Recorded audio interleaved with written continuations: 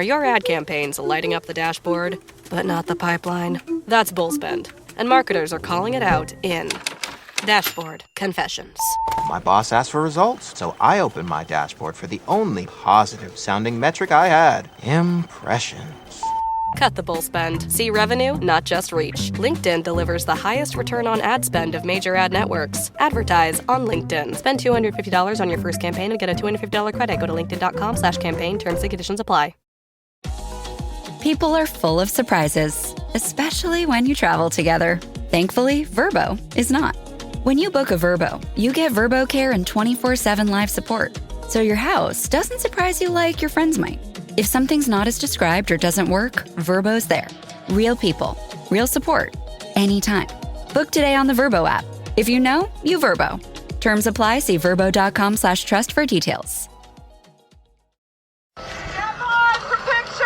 First positions, everyone! Yo, go! And action!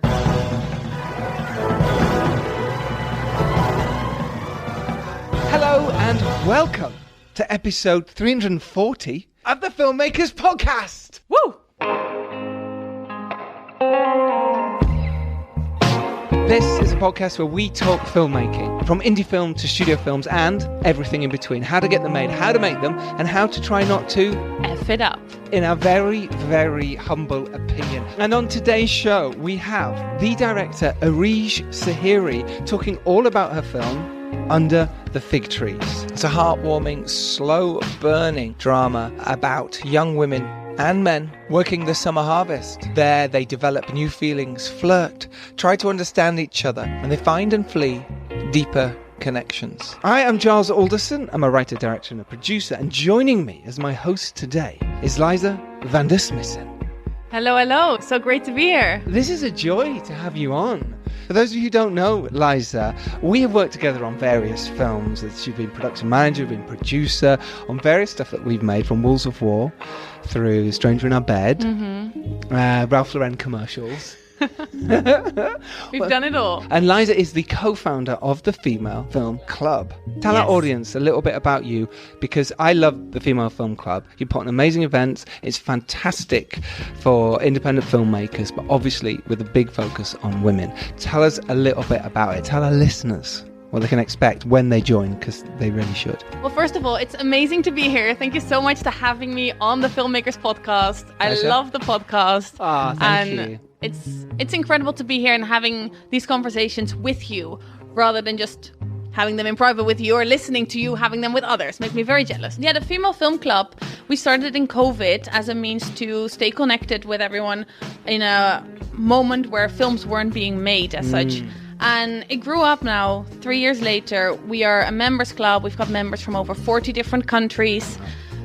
Everything is online. We have our own app, and we do things like working on mindset events and resilience. We have courses around script writing. We actually just opened our networking space, which is a space where a kind of database, see it between maybe the Instagram for creatives with the more visual approach and a more creative approach. Nice. And we open it up for 200 filmmakers only.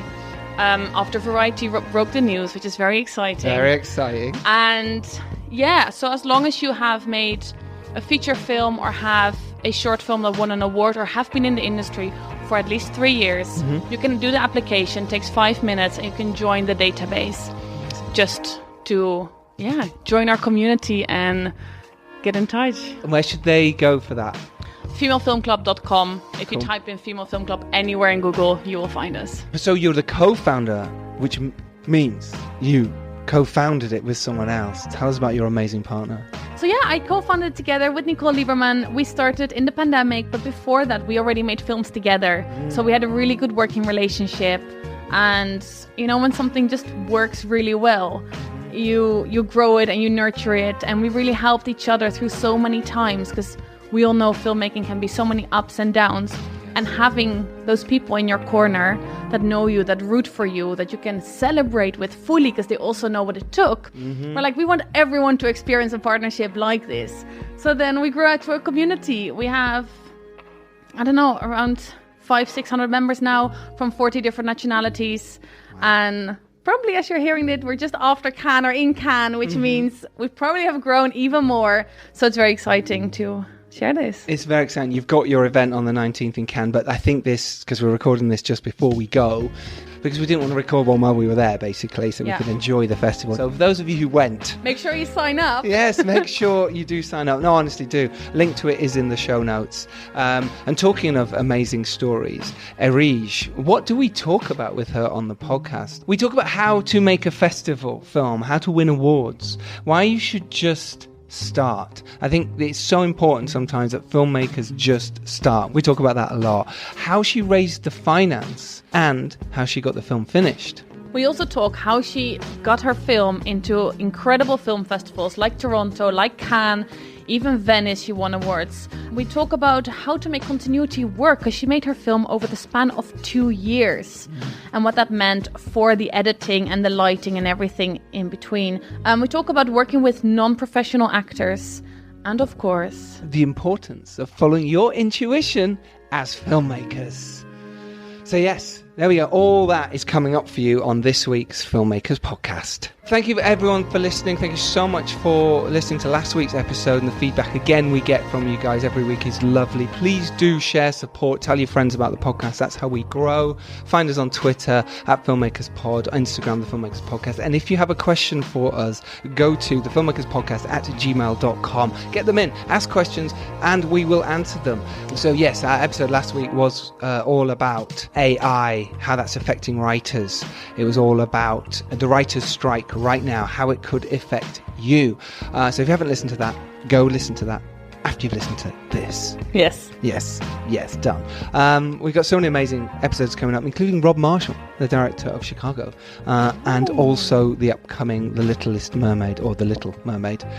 Amazing, yeah. So exciting. Right? I want to hear that. Though for now, though, this is me and Liza talking with the rather lovely Erige Sehiri. Sit back, relax, and enjoy the show. From this, which accent you had now? I'm Dutch. Ah, okay, that's what I was... I've been living here for a long time, and my friends are from all over the world, so, yeah. But you're French Tunisian, yes, right? Yes. That's why I have this Frenchy type accent. But you speak fluent French as well as... Yeah, I was born in France, and I also speak fluent Arabic. Nice. How many times have you been to London?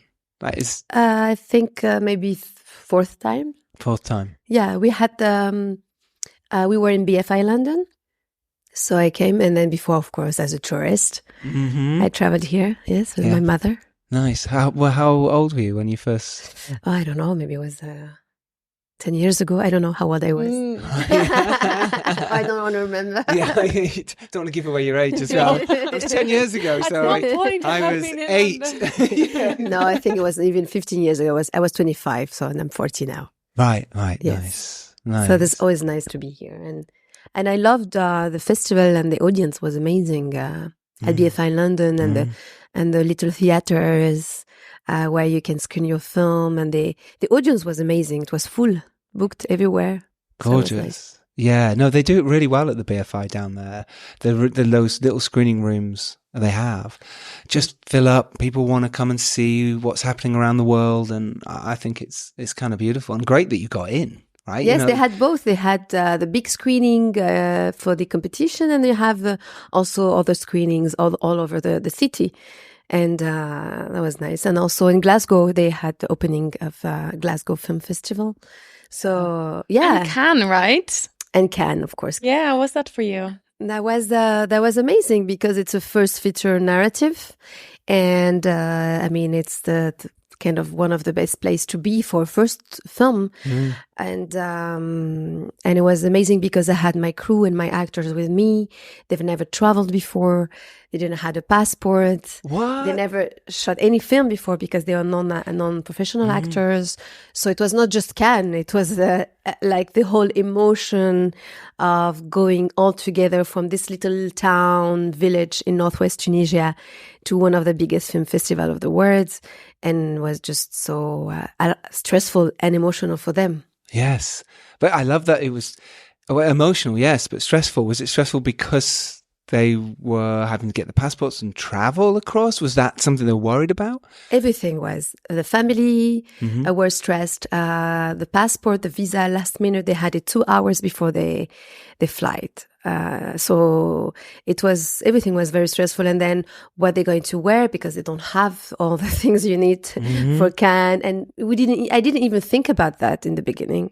And then the journalists, how are they going to answer questions that they have never had an interview? Yeah. I mean, they felt comfortable shooting a film because we took some time and we built trust and we built like a real, very specific way of filming that made them very comfortable. But then suddenly being out there where people are asking you questions was really stressful to them. But then at the end it was very beautiful. Yeah, I can imagine they got used to it. Got used to the sort of people asking you questions about your film and how proud you must be and they must be. That's kind of huge, right? Everything was. How did you find them all? Because I believe you met the lead actress. Yes. She wasn't an actress at the time, and she inspired a bit of the story. How did you get the whole cast together? Yes, I was auditioning in a little town in the countryside, and I was just putting posters in high schools and youth centers, looking for young people to play, to act in a film. And then suddenly I was in front of a high school and I met this girl that was fighting with another. They were arguing about something, her and her friend. Yeah. And it's Fide. And I loved her energy and You fight so well. yeah, I said, love oh my how- God, she has such she was like, I don't know, arguing, and she has a very specific voice. And at the same time, she looks very fragile physically and she's very beautiful, very feminine, but she has something masculine in her and very, I don't know if it's masculine, but I don't know. She had both, in her, like the figs, the figs male and the female. She had both, and she has like this strength and this fragility. And then when I saw her, I just had a crush on her, and she told me, I go to high school, but after high school I have to work. So I go to the farms and I pick cherries or figs. It depends of the season. Wow. And so I went with her at that time. Yeah. It was the cherries. Right. And when I arrived there, I saw like a frame, like a painting with women and men and the colors of their clothes and the green of the trees. And I started to imagine what the dialogues, what are they talking about? What the conversation are about? And I started to write Under the Fig Trees. Wow. I love that ideas can come from anywhere, wherever we are in the world, whatever we're looking at. Right now, we're at the Standard Hotel. We're overlooking London St Pancras or King's Cross, and it's stunning, right? There's the huge clock tower. And like now you go, well, if we'd stayed in the bar, you have a different impression of where you are and what you're doing. Suddenly you're here and you go, okay, well, how does that change your mindset in terms of storytelling and ideas and creativity? It's kind of beautiful where we are. But I love that it, affects wherever you are, and suddenly you go, hang on, this could be a film. This could work. Like now, looking over this, could this be a heist movie? Could someone be hanging from the clock tower? What it changes you. Whereas if we're in the bar, we're going, okay, well, maybe this is a George Clooney movie, and he's at the bar and he's seducing someone. Do you see what I mean? And that's what's great about storytelling, isn't it? I love how you follow that impulse of like, I love this energy. I'm going to pursue it and see where it leads you. Does it happen often with you in life, or was that like just a one time and it worked out to be this incredible, successful film? No, I think I'm coming from documentary. So when you come from documentary filmmaking, that's how you have your impulse. It always comes from energy or people you've met or access to a story or a place you went to. So it was the same. It just followed my natural filmmaking intuition. And I knew at that time that it would be difficult to finance, to produce, to convince people that this film will happen under the trees for 1 hour and a half, and people talking to each other.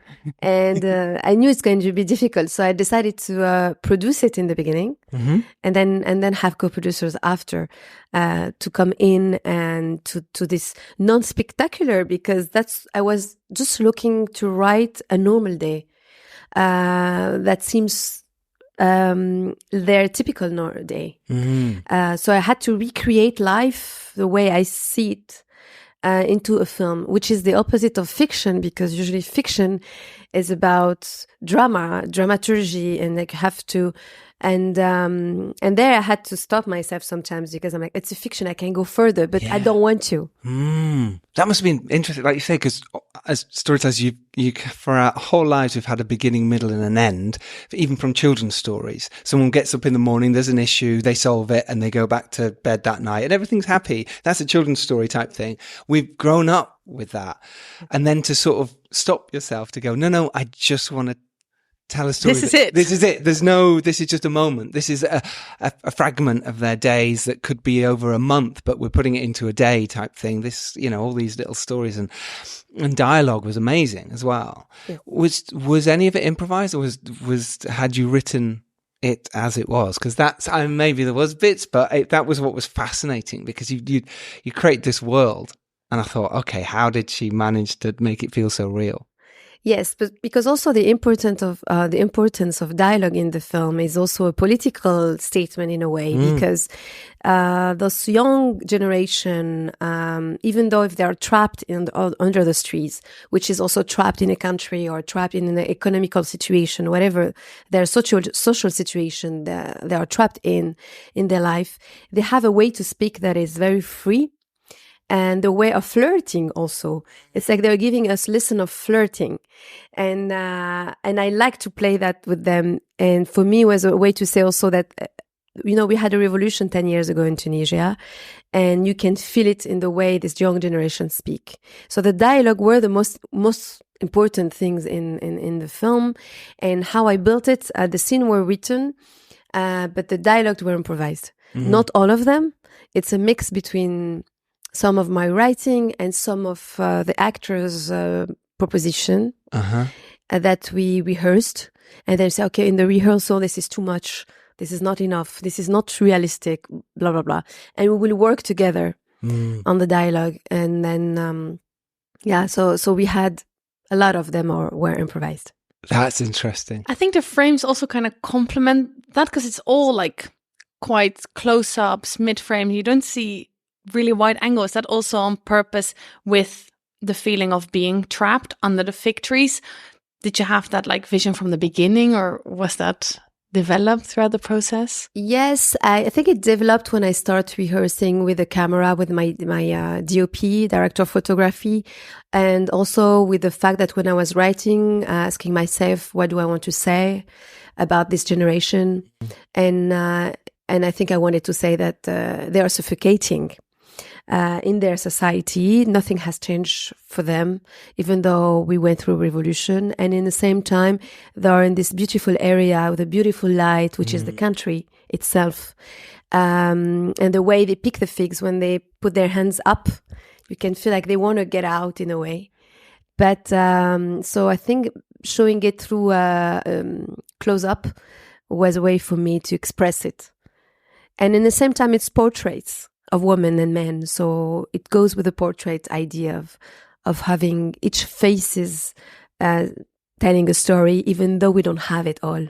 Oh wow, it's so nice to hear, isn't it? It's visually stunning. But every time you're talking about it as well, my mind goes back to that world, and you can see the hands reaching up to the fig trees, and and it did look beautiful as well in terms of how it was lensed, how it was shot. Everything felt natural and felt very real, and that's, I imagine, what you wanted to get across. How did you talk to your cinematographer then about what you wanted? Because obviously coming from a documentary background, I felt that was wonderfully in there as well. It did feel that way. It felt like, could this be a documentary as well? And it was really nice. Because obviously, I don't know if your cinematographer had shot with you before, or they came from more of a film background rather than documentary. How was that relationship? How did you talk to them about getting what you wanted? Frida, her name is Frida Marzouk. She actually was coming more from fiction. And we had to, during the rehearsal, she had to follow the gestures of the actors, because we never know how they will move. And every time we will do again the scene, they will do it differently. So she got used to each one of them kind of gestures, and she will be following. And I remember that I told her, as a documentary filmmaker, usually DOP, they are really concentrated on the image. their focus is the image. But when you shoot like that, you have to also listen, and which means then what is the most important to shoot at that moment in the dialogue. Of course, we will do it again, but still, she had to have this intuition. Yes.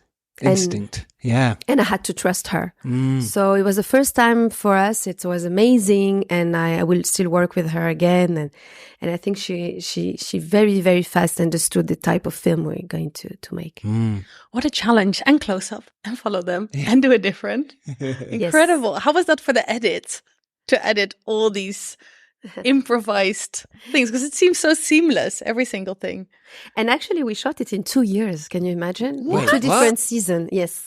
In different seasons. Yes. That's interesting. And the light is so consistent. Wait, tell us more about this, because we're both going, because the actors grow as well, because they're young, so that changes their look. I know. Because there was one point where I went, hang on, they look a little old. There was something with the hair or something, and then I thought, no, not at all. Was it? But also I think it's the idea that this one day is like a lifetime. Yes. So it was okay if at the end of the day they will be a bit different, because we want in every film that our characters to be different at the end of the film. But that was tricky to do because it's only one day, and we shot in September because the picking is August and September in this area. And first of all, we didn't have enough money to finish the film. Okay. Because actually we were supposed to rehearse and shoot the film the year after, but I felt the energy was so strong that I said, no, we're going to shoot it now. Right. But then it was not enough figs to finish. So we had picked all the figs. Yes, because it's not plastic figs, it's like natural. It's not natural trees, and so we had to wait 1 more year on next September to finish the shooting. So we did it in 2 different time. And that was stressful because in their real life, some things happened. We had one of the characters who couldn't come back, one of the girls who got married, and she was pregnant already, which was, it was tricky. But we had to compose with all the differences. But what was really surprising is when I arrived in the orchard, because I was really worried about the characters, the real people, like what's going to happen. They changed their hair. I was calling them the whole year. Please don't cut your hair. Please, don't cut your hair. Don't no do tattoos, that. no piercings. Yes. No sun, no even the skin color, because we had no makeup. Right. We had no hairdresser or makeup on the set. Okay. So they had to be the same naturally. But when I arrived in the orchard, actually, what I didn't expect was that the orchard changed. Right. It was more yellow. Wow. Because we didn't had rain that year. And I was like, oh my God, that's not the same location. How am I going to do that? But I was saved by the close-up. So how much did you... Okay, I want to dive in more into this because this is fascinating. On my first feature, I had to shoot a year later as well with some kids, like the pickups, and the only time we could get back was a whole year later. And these kids were like 6 and 7, so they were 7 and 8, and that's a huge difference. Luckily, it was the beginning of the film and the end of the film, so I could get away with it. Time was, supposed to be a couple of days, but you can get away with that because it's the beginning and the end. It wasn't like the next shot. So how did you manage that? I suppose let's talk about how much you shot first in that first year. And was it stuff that you were picking up that was in the same scene, or was it at least chronologically? Yeah, chronologically moving forward. It was both. It was both. Yes, like the argue scene between Sana and Fide was 2 different years. Really? The lunchtime. Yes, we had. Hopefully, the ending scene was shot on the first block. It's good because all the characters had to be in that scene on the track. So it's good that I had them all, because on the second shooting I didn't have them all. No, one was pregnant, another was doing something else. We had also even one in prison. So it was really, But the editing was challenging. It was a long edit. I had editors. I also edited myself. And it was really like picking the figs also the same way, because we were picking looks and gestures and smiles and mixing the scenes. It's not like a classical film where you take the best shot, or you take the best Take. Yes. Here we had to mix all the takes, the best of them all. That one smile, that one look. Yes. So there was also a very intuitive editing. Absolutely not what we like what I learned or something. It was really intuitive. I even had people who never edited before, who edited some scenes in the film. I love that. Just by intuition. Just going, I'm going to feel what feels right, when to cut. Yes. That's brave. Okay, so in that period, after you'd shot the first block, did you start editing the stuff you had then to see what you had and see what was missing? Did that help you? And I mean that in a way, because sometimes if you do it all in 3 weeks, 4 weeks, 6 weeks, your shoot, and you're not allowed pickups, you don't get a chance to breathe and look at your film and go, if I could reshoot that now, I would change this, or I would bring the character in differently. Did that help you, the break? It did, but I think the film was already there. So it was the opposite. I had to make sure I will not change the tone. I will not be more spectacular than it is, or because you have this tendency, you want to add things. Yes. And for me, it was the opposite. I had to come back to the essence of the film that we already had in the first shooting, and keep the same energy for the second one. Mm-hmm. So it was more of but what happened in the second one was really, really funny. Is we were shooting the scene that we start shooting a year before between Senna and Fide, who they argue about society and men and patriarchy. And then you have an old man. Yeah. So you have an old man come to Fide and he's not happy about the words he used. And this man actually was not an actor. He was a real worker, and he was working, picking figs while we're shooting the film. Wow. And he was on his tree. And when he heard Fide, said that. He thought it was maybe a documentary, or he didn't even think about a film. He saw the crew, but he didn't realize. He thought that what she was saying was true. I mean, that was coming from her. So he got offended, and he came down his street, and I saw him coming, and I looked at my DOP, and I said, I think something is going to happen. I think he did not understand. So now we have to shoot, because we just stopped work. We cut. We were doing something else. And you were like, quick turn over. We turned over, and I looked at Fide, and I said, you have to improvise. And then, and that's it. And so that whole scene was a one-take scene. Wow. Yes. It's a documentary moment. Which worked perfectly. Yes. And afterwards, did he say, it was acting, it was filming? Why is there a camera in my face? What are you doing? On close up and spinning around. Did he have anything to say about it? He was in the beginning. He was looking at the camera, so we had to turn it. Stop looking at the camera. Pivot. It's not supposed to be here. I think he thought it was TV, or he like didn't understand. Yes, yeah. And Fide was amazing at improvisation. Yeah. Yes, and then when we cut, we told him, and he'll start to laugh. and then we told him, we're going to make you a contract now of an actor because you're in the film. Yeah. Now you need to sign a release form, please. So he had a 1-day paycheck for a little one. But still. Yeah. And he's part of the film now. That's beautiful. Wow. I love how all that experience of you as a documentary maker and just you being led by your intuition and trusting that intuition, and in the spur of the moment, that the film is a kind of compromise constellation from all these different elements. Yes. I think it's interesting, because usually that's not what we're expecting from fiction to be. We're expecting it to be well prepared, and I think we did the opposite, and that was also, I don't know, liberating, and maybe also more accessible, and more surprising, and I think it was like I don't know. I think it's what I like in cinema myself. So, talk us about your start then, your beginning, because obviously you made documentaries, you produced as well as directed and written them. What was it that made you go, I want to do this as a career? Actually, I think I realized not a long time ago how I started. I didn't know. Because I was a former journalist at some point. I was always wanted to do cinema, but I didn't know how it all started. And I think it started, like a lot of filmmakers maybe, by seeing a frame in a way that I grew up in the suburbs, in immigrant suburbs in Lyon. And at that time, it was in the beginning of the 80s.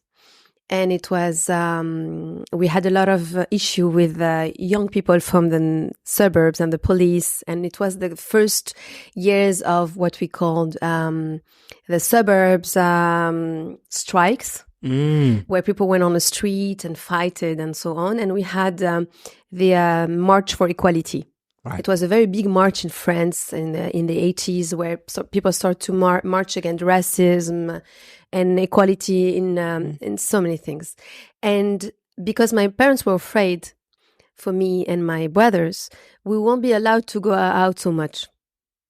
And I was living on the 9th floor of a building in the suburbs. So you can't even climb out the window. Always watching by the window what's going on. So sometimes you had cars that burn, sometimes you have drug dealers, sometimes you have love stories, whatever. And I realized way later that was the beginning of me watching, observing, and telling my own stories through the frame that was my room window. Wow. Did you start writing things down at that point? Was this how I started to write, but not really writing. And then I went to the theatrical cinema in my neighbor. We had a cinema and was watching movies until I discovered Abdelatif Kechiche is a French Tunisian filmmaker. Right. Who did Blue is the Warmest Blue Color. is the Warmest Color is a great film, yes. And when I started to watch his films, something has changed because also the way their characters speak were closer. Even in the beginning of his films, he was shooting in the suburbs with migrant families, and I felt like the characters are more like me. Mm-hmm. So I kind of related to the characters, and I started to follow him. And then I've discovered all Nouvelle Vague cinema. I didn't go to cinema school, so that was. And then later on, I studied finance. Anyways, I went to a bank. I worked in a bank and all of that. Yeah, And then I went for journalism. So it was a lot of storytelling and money sounds like a director and a producer. Yes, exactly. Was there a moment though when you started to pick up a camera, properly? Was it that journalistic time? Did the journalism sort of find your way into documentary filmmaking? Was it kind of an easier route for you to sort of go, okay, well, I'm talking about these subjects, I might as well document them, like with a camera? Yes, I think that was in parallel. I was a freelancer, so I had to pitch stories. Right. Which was the beginning of documentary filmmaking. Mm-hmm. It was short stories. That's the difference. And then I worked in the news a bit. I didn't like it so much, but I was always pitching short stories. I moved to Jerusalem. So I had to tell stories from both sides. Yeah. Israeli and Palestinians. And I've learned a lot. And then I went back to my neighborhood also with the idea that you can have a different vision from where you are from when you leave. So when you come back, it's what's new, so I started to develop that. And then slowly, I went to documentary. I completely quitted the journalism. Mm-hmm. I even had some people later on in my career telling me that I have a journalistic approach to storytelling. I don't know. I don't think so, but it's just that it was a great school. For someone who never went to cinema school, I think that was the best. This episode is brought to you by Tidy Cats, here to level up your litter game with their new Performance Plus lineup. Your home is your happy place, your cats, VIPs. So when it comes to the litter box, excellence isn't optional. Choose from products that specialize in max power clumping, low tracking, or odor fighting so advanced, stink won't see it coming. Tidy Cats Performance Plus. Mission mighty, keep it tidy. Shop now at tidycats.com. Now at McDonald's, a McDouble is $2.50, so you can get your gym gains on, or just get lunch for only $2.50. Get more value on the under $3 menu. Limited time only. Prices and participation may vary. Prices may be higher for delivery. Ba-da-ba-ba-ba. How are you combining journalism and filmmaking?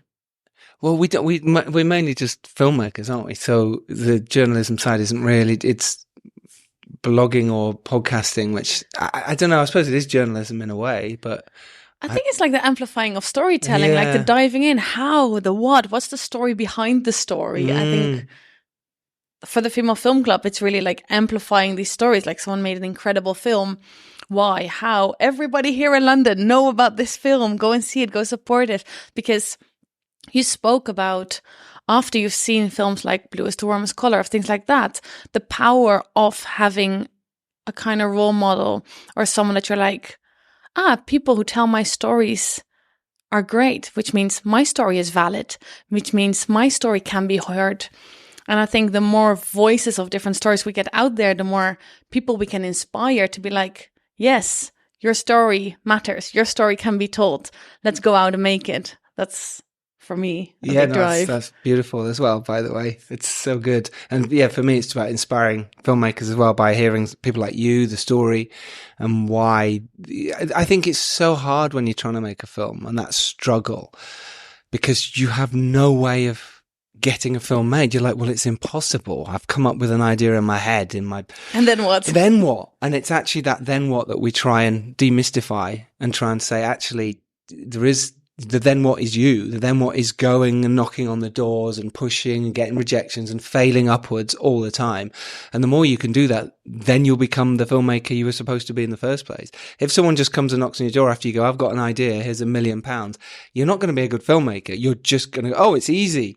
This isn't hard. And actually hey, look, it's true. It could be good, but the point is, yes, from my side, you become clever. You become ways to tell the story. Resourceful. Yeah. How can you tell this on nothing? How can you make this work with the camera and the time and the light that we've got? Well, that only makes you better when you do have someone going, here's £1 million to go make your film. And that to us is what we're trying to do, is just to say, look, we've been lucky in some way. We've got to make films. That's how we did it, but your journey might be different. So yeah, you're right about demystifying the process, and that's what I learned also from this director and also his co-writer. And that was amazing, because I never knew at that time when I was watching his film that his co-writer and co-editor will be my co-writer and my co-editor, because she is the one who worked on my film. All right. See? Yes. It's and because you probably loved his film so much that when you did meet her, then you would be Lacroix. There you go. You could say, oh my God, I loved your work. Which, if for anyone hearing that, you'd be surprised. People don't do it. It's quite amazing. They just go, I want to work with you, or here's my script, make it. But it's like, hang on, have you watched my stuff? If you have, tell me you liked it. Tell me, because it makes you go, okay, thank you. All right, I want. We're on to the work same with them. page. Yes. We can make a film together. And I think sometimes it can be so much, even the whole networking of like, this is my CV, I want to sell myself, rather than, what do we have in common? How do we want to make film? What's your vision? What's my vision? What makes you tick? What makes you come alive? And from that premises and that enthusiasm to go in, rather than what you say, okay, please make my film. Yeah. I've learned a lot from her, because she actually taught me to start. Because usually also in fiction, you have to take some time, also the industry, the way it works, to finance and everything and so on. And she really encouraged me to use it as for her, it's an art. For her, cinema is only art. So you just have to start, even if it's taking a small camera and filming 2 characters, or she even encouraged me to do auditioning while we didn't have a film yet. Or to go on the opposite side to find the orchard, or we didn't even have the scenario yet. Like the orchard is a character. Yeah. It's just, for her, it's like to print things in your mind and your body, and those printing will start to create something that is concrete and becomes a film. It's so important to do that, and it's so lovely you say that. It just is. People, that's one thing, they go, how do I make a film? Start. It's true. Just start. Do it. Go on the location recce's, wherever it is. Draw your images you want to do. Set your storyboard. Set your shot list. What do you want? Move it forward. Speak to a cinematographer. Speak to a producer and just say, here's my story. If you're sitting in your room going, oh, well, no one's helping me make my film. Well, what do you expect? No one's knocking down anyone's doors. They're busy people making stuff. So you have to knock it down. And it's true. Start. And it's okay if you don't know exactly what your story is. Mm-hmm. I think it's also something I've learned through time, that you get to know what's your story sometimes at the end of the process. Right, yes. But of course, you have to convince people. So you have to know where you're going, I mean, at least why you're doing it. But you can also not know everything, and it's okay. Mm-hmm. I think it's so nice that sometimes we stop ourselves when we don't know the whole path yet. Even if you think you know the whole path of filmmaking, you don't, and it will always change. So just start. I love you touched upon your why. Could you speak to us about your why in this film?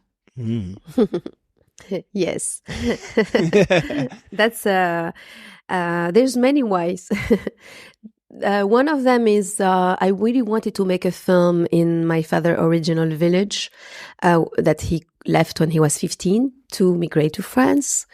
And I knew in the country, because for me, when you do a film like that in Tunisia, there's the local story, the very specific story that will touch the village or the area or the country. And then you have, of course, the universal story part of it. For me, the local story is that this accent that is very specific to this area. It's like you have in UK too, and everywhere. Usually in cinema or in TV, we are making fun of them. It's like, this rural countryside accent. And I wanted to have this real accent in a film as a kind of as a statement, because for a long time during dictatorship, we developed the coast of Tunisia where tourist people we used to go to the beach. But inside the countryside was completely left over. How do you say? Untouched? Untouched. Yes. Like we didn't really worked on it, on the infrastructure or... and so it was really important for me to make a film there. And then there's also stories of women going to the farms to work on pickup trucks, and there's accidents because they don't have seatbelt. They are standing up on the backup of the pickup truck. So we had a lot of incidents and accidents, and a lot of women actually died from that. And so when I went to ask for the names of those women, they didn't give me names. They say, we don't know the names. We just have the numbers. Oh. And I was kind of shocked about that. Yeah.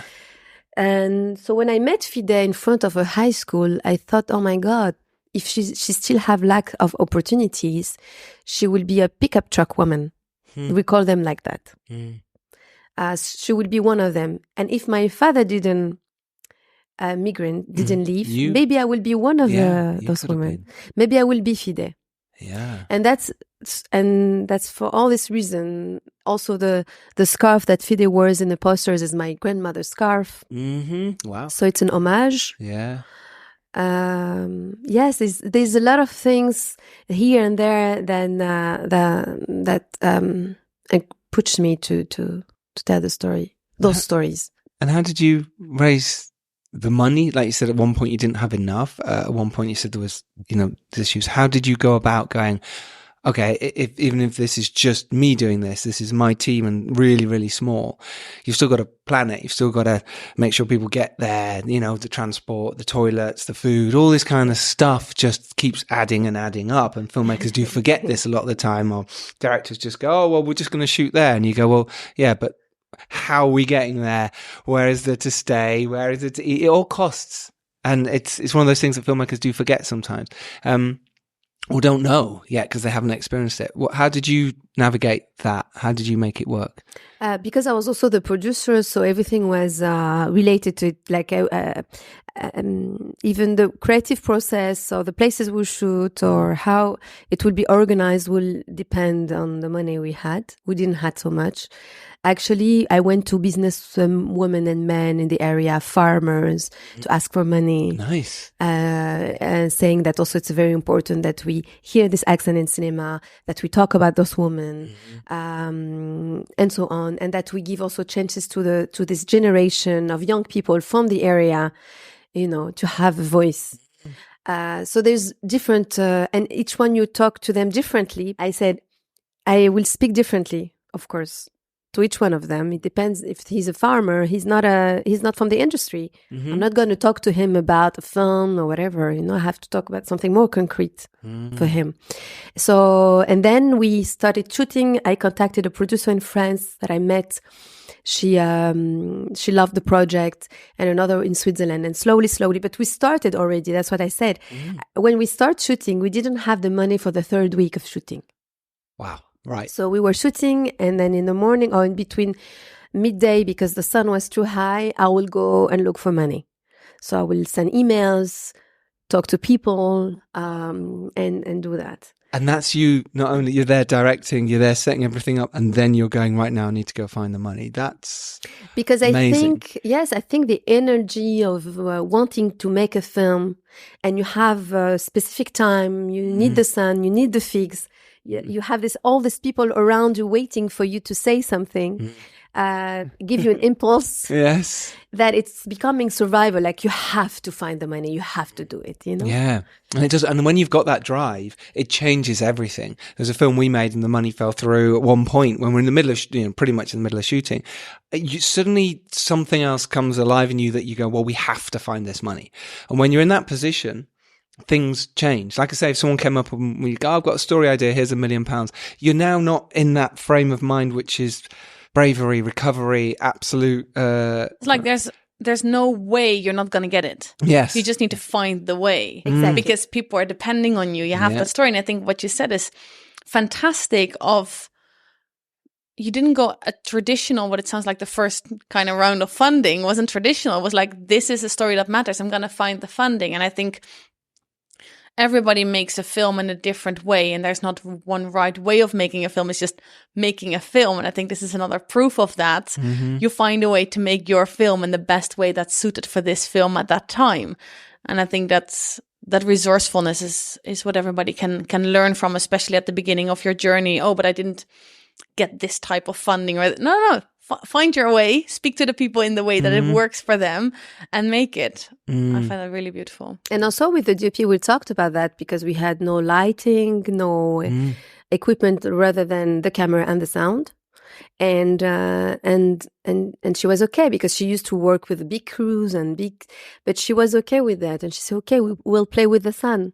We will turn around the sun. We will turn around the trees. Yeah. And she loved it after that because also it was very liberating. Well, it's freeing, isn't it? When you're not stuck to the traditional, right, we need to shoot all this way, turn all the lights this way, set it all up, and then after lunch we'll turn everything around and shoot the other way. And actually to be that freedom, especially with your actors, not being actors and being, regular people who wanted to do it.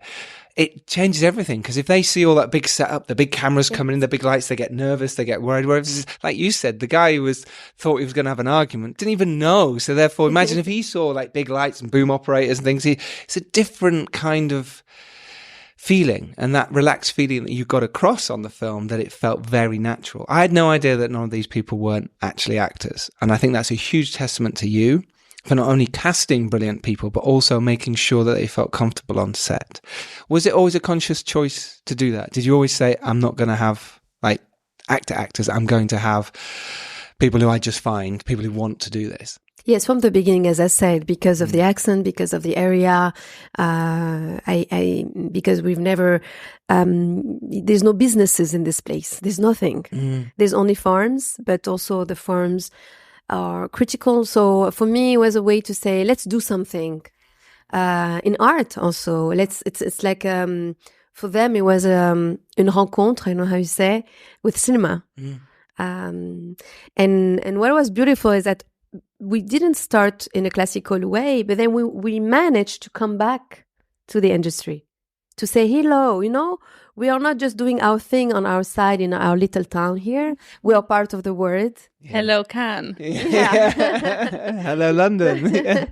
Exactly. So then we start to send the film to post-production workshops in Venice. And we also had this strategy to not send it to so much workshops. Yes. To say, we know the film we made. We don't need workshops. We just need people to watch it and to protect it. And yes, and to finish the impulse. Yes. That we had. So we sent it to Venice and it was amazing. We had like 8 awards in Venice for to finish the film. And that's how, with Venice, then we sent it to Marrakesh Film Festival. And we also got the prize, the award, and then this is how we finished the film. And then we had Cannes. Wait, so when you mean by then finish the film, did that give the impetus, just so our listeners understand what that means, did that give you the impetus to, or give you extra money or funding to finish the film? Yes, because at that time we did not finish the edit. We did not have money anymore for post-production because all the money we could have, we use it for shooting. So these awards, they gave you money and they give you also sometimes an award for a sound mix in Paris, example. Right. So you don't have to pay for it. You go to Paris, you have an award for it and they do the mixing. So this is how we managed to finish the film. So which awards did you win in Venice and what did they give you? Did you get the sound mixing in Paris? We had sound mixing, we had coloring in Rome, we had some money from Switzerland Festival, and we had subtitling.